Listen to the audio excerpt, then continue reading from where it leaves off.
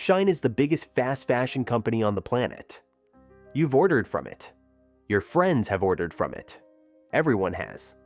But before Shein, there was another brand doing exactly the same thing, selling cheap, trendy clothes to young people who didn't want to spend real money on fashion. It was called Forever21. Two Korean immigrants built it from $11,000 in savings into a $4.4 billion empire with 800 stores worldwide. Then Shein came along and killed it. All 354 US stores gone. Here's the story nobody talks about.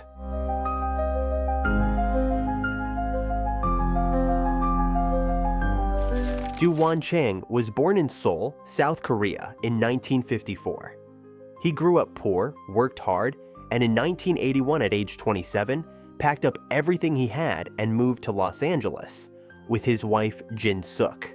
No English, no college degree, no connections, no plan beyond the belief that America was the place where hard work actually paid off.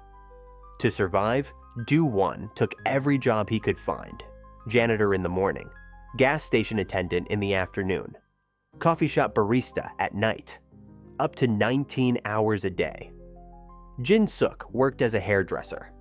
Together they saved every dollar they could, but Do-won was watching. And what he noticed while pumping gas and serving coffee was this. Every wealthy customer he encountered was in the fashion business. Not tech, not finance, fashion. That observation changed everything. In 1984, after 3 years of grinding, they had accumulated $11,000 in savings. That was it. That was the whole bet. They signed a lease on a 900 square foot space in Highland Park, Los Angeles, stocked it with affordable, trendy clothes targeting the local Korean American community, and called it Fashion 21. First year revenue, $700,000 from a 900 square foot store. In a neighborhood nobody was paying attention to. They reinvested everything. Opened a new store every 6 months. No outside investors, no VCs, just two people who understood one thing better than almost anyone. Young women wanted to look good without spending a fortune. And if you gave them that, they would keep coming back. In 1987, they rebranded to Forever 21, dropping the Korean American focus and going after everyone. By 1989, they were in malls.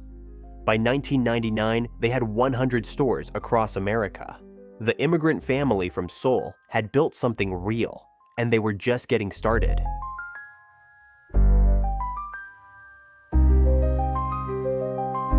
By the early 2000s, Forever 21 had figured out something the entire retail industry was still catching up to. Speed was the product. While traditional retailers like Gap or H&M took months to move a look from the runway to the rack, Forever 21 did it in weeks. Their entire operation was built around one obsessive cycle. Scan what's trending, manufacture it fast, get it in stores before anyone else, then change everything again 6 to 8 weeks later. No attachment to inventory. No loyalty to any particular style. Just constant movement. And the prices were almost offensive.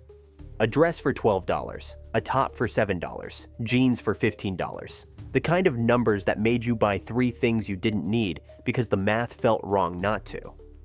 Jin Suk personally reviewed up to 400 designs per day to make sure the product was right. Do-won obsessed over operations. Their daughters Linda and Esther joined the business. This was a family machine running at full speed. In 2005, they acquired a rival chain called Gadzooks for $33 million, instantly doubling their store count. Revenue jumped from $640 million in 2005 to $1 billion in 2006. They weren't just growing, they were accelerating. In 2010, they opened a 90,000 square foot flagship store in Times Square. 90,000 square feet, that's not a store, that's a statement. 100,000 people walked through it every single day. By 2015, Forever 21 was operating 800 stores in 57 countries. Revenue hit $4.4 billion. Do-won and Jin Suk had a combined net worth of $5.9 billion. The janitor and the hairdresser from Seoul were billionaires, twice over. But the number that matters most isn't the revenue, it's the culture. Forever 21 didn't just sell clothes, it defined what a generation wore. The yellow shopping bag was everywhere. Dorm rooms, school corridors, first dates, job interviews. If you were young and you cared about how you looked but didn't have real money to spend, Forever 21 was the answer. Full stop. And here's the part that makes what comes next so brutal.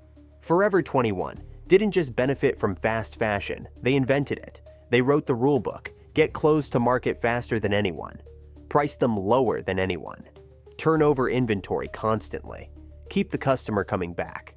That rulebook worked perfectly. Until someone else picked it up, crossed out all the rules they didn't like, and came for everything Forever 21 had built.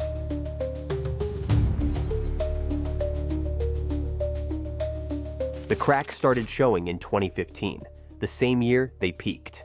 International expansion was bleeding money.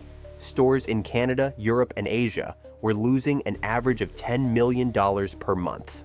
Not per year, per month. The Changs had taken their American formula, big stores, fast turnover, low prices, and copy-pasted it into markets that didn't work the same way. European shoppers weren't interested in disposable fashion at the same scale. The economics that made sense in an American mall simply didn't translate, but the deeper problem was invisible and far more dangerous. Forever 21's entire business was built on physical stores, malls, foot traffic. The assumption that young people would keep showing up in person to browse racks. By 2015, e-commerce was only 16% of their total sales. 16%. Amazon was already everywhere.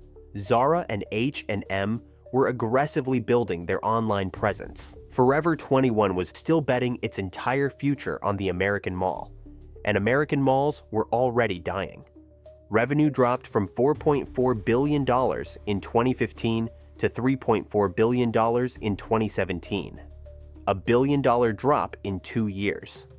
Management tried to compensate by opening even bigger stores, their F21 Red concept, giant discount format locations, which performed 50% below projections.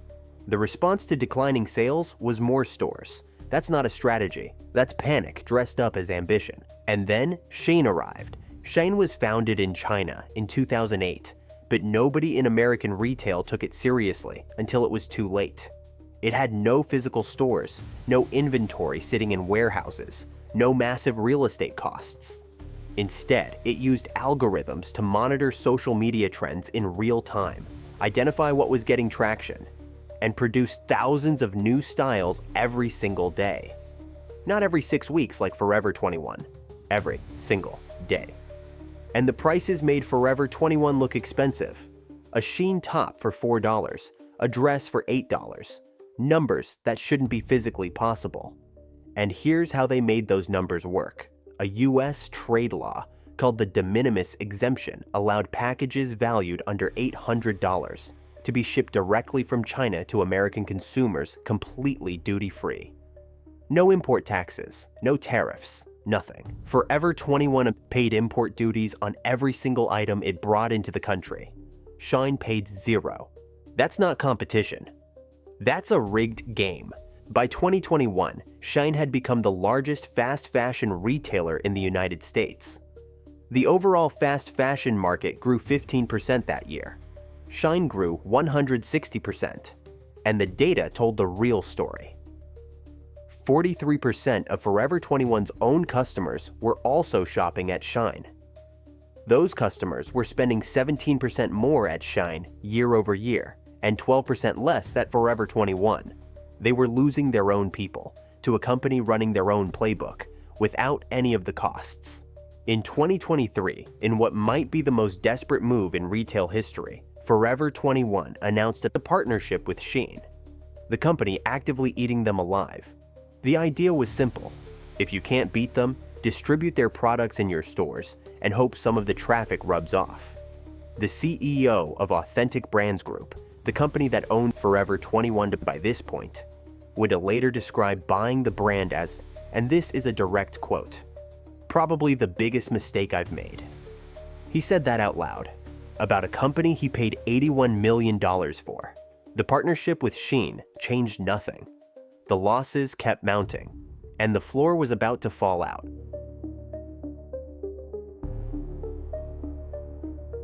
September 2019. Forever 21 filed for bankruptcy for the first time. The company that had once been worth billions was drowning in $600 million of debt, bleeding from overexpansion, and watching its customer base quietly migrate to screens instead of malls. They closed over 200 stores, pulled out of most international markets. The empire that had taken 35 years to build was being surgically dismantled in a Delaware courtroom. In 2020, 3 companies stepped in to buy what was left: Authentic Brands Group, which owns brands like Reebok and Nautica; Simon Property Group, the largest mall operator in America; and Brookfield Properties, another major mall landlord. Together they paid $81 million for Forever 21, $81 million for a brand that had generated $4.4 billion in annual revenue just 5 years earlier. Think about that number for a second. The janitor and the hairdresser from Seoul had built something worth billions. It sold for $81 million, less than the cost of a mid-sized Manhattan apartment building. The new owners had a theory. Authentic Brands would manage the intellectual property and licensing. Simon and Brookfield, the mall operators, would keep Forever 21 alive in their malls because an empty anchor store is worse than a struggling one. It made a certain kind of sense, theoretically. What followed was 5 years of slow-motion denial. The company tried to modernize, tried to improve its online presence, tried to make the stores feel relevant again. But they were fighting 2 wars simultaneously. One against Shein and Temu eating their customer base from below, and one against a generation that had simply moved on. Forever 21 was the brand their older sisters wore. Gen Z didn't want their older sister's brand. They wanted their own. The losses piled up. More than $400 million over 3 fiscal years, $150 million in fiscal 2024 alone. They went to their landlords and asked for rent cuts of up to 50%. Landlords gave them $50 million in concessions. It wasn't enough. The company owed $1.58 billion in loans and more than $100 million to clothing manufacturers who hadn't been paid. And then came the moment that defined everything. In March 2025, Forever 21 filed for bankruptcy for the second time in 6 years. This time, there was no restructuring plan.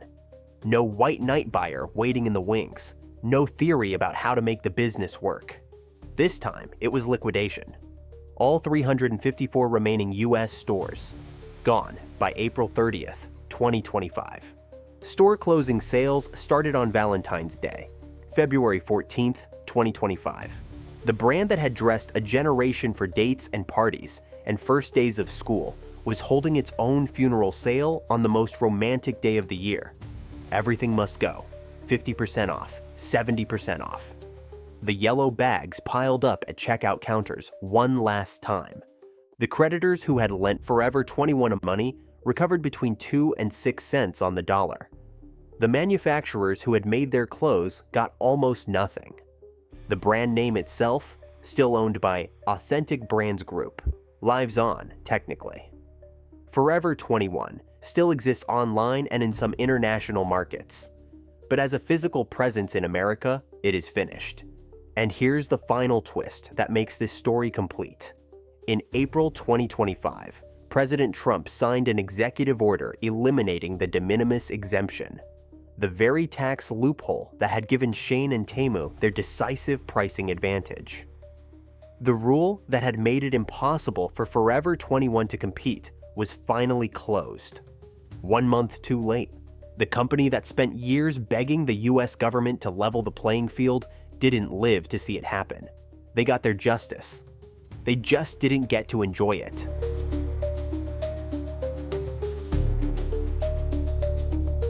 Forever 21 taught the world that fashion doesn't need to be expensive. Then, the world learned the lesson better than they did. If you want to know which brand is next, subscribe.